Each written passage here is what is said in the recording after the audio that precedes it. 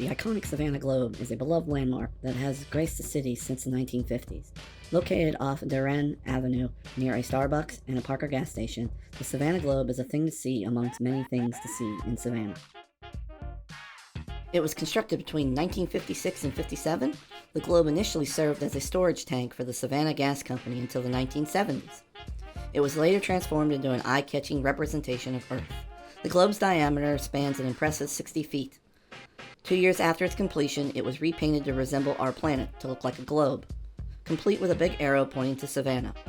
Recently, the Globe underwent a facelift to ensure many more years of service. Eric Henn, the muralist who had painted it in 1999, meticulously restored it with a fresh coat of paint. He painted Hurricane Floyd on it because at the time, in 1999, this hurricane had just hit Savannah. So whether you're local or a visitor, the Savannah Globe remains a cherished part of the city's landscape. So I'm here in Wright Square. Behind me is the grave of Tomo Chii, one of the key components in the founding of the Georgia colony in 1733. He was the Yamacraw chief who worked with James Oglethorpe to give the land away, and Mary Musgrove served as a translator between these two groups and established a great friendship that would last many, many years. To honor Tomo Chii, they buried him here, or where they think he's buried.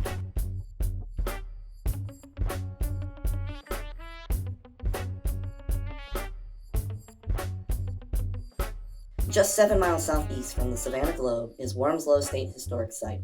This site was originally the home of Noble Jones and the descendants of the Jones family up to present day. Noble Jones was one of the first colonists that came over to establish the Georgia colony with James Oglethorpe in 1733. He was a skilled carpenter and doctor.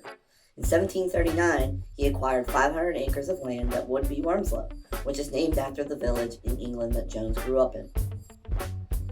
Going to Wormslow today, there's a lot to do. One of the first things you would see is the entryway arch and the 1.5-mile road lined with live oaks.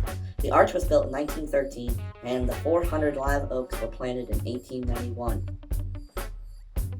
During your visit to Wormslow, you would see a museum detailing the history of the site, the Tybee ruins of Noble Jones's house and fortifications. Tybee is a concrete-like mixture used in coastal areas that consists of lime, sand, oyster shells, and water. You would also see the Jones family gravesite where Noble Jones was buried, but he would later be moved to 2 different sites. An observation deck, which would have had a military importance to see passing ships in the marsh, and a colonial life camp, where you can see how colonial Georgians would have lived in the wilderness. Also, you can see an abundance of animals, armadillos, squirrels, crabs, etc. We started our walking tour at the Pirate House and took about 2 miles. We ended up at the Colonial Park Cemetery to see the tomb of Button Gwinnett. We made our way to a few squares, Wright Square, Johnson Square, Reynolds Square. Then we made it to the City Hall, which is to emulate the state capitol. Then we saw the Savannah Cotton Exchange, moving our way to the Vietnam War Memorial. And then we closed our time at the Trustees Garden, which is the parking lot of the Pirate House. Inside the Pirate House, you have the Herb House, which was the gardener's house, and is supposedly the oldest house in Georgia.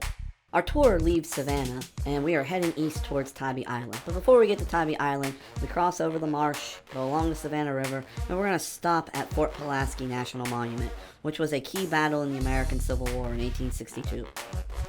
Fort Pulaski National Monument is a fascinating site located on Cockspur Island, within sight of the Atlantic Ocean. It stands guard over the entrance to the Savannah River. Huge container ships pass by it on their way to the port of Savannah, but historically this was meant to protect Savannah. Named for Count Casimir Pulaski, a Polish cavalry officer who was killed while rallying French and American forces at the Battle of Savannah during the American Revolution.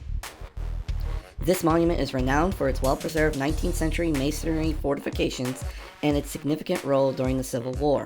The fort was the site of a major artillery duel where the Union Army successfully used rifled cannon, leading to the Confederate garrison's surrender.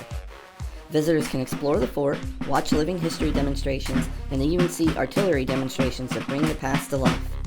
The monument also offers over 5,000 acres of pristine saltwater marsh, miles of trails providing a beautiful natural setting. There is even a trail to the nearby Cockspur Lighthouse. As we leave Fort Pulaski, we head east on Highway 80 to our final destination, Tybee Island, known for its beaches, the lighthouse, and the pier on the south end of the island. Enjoy these clips of Tybee Island sunsets, the lighthouse, the pier, and various wildlife that I encountered on the beach.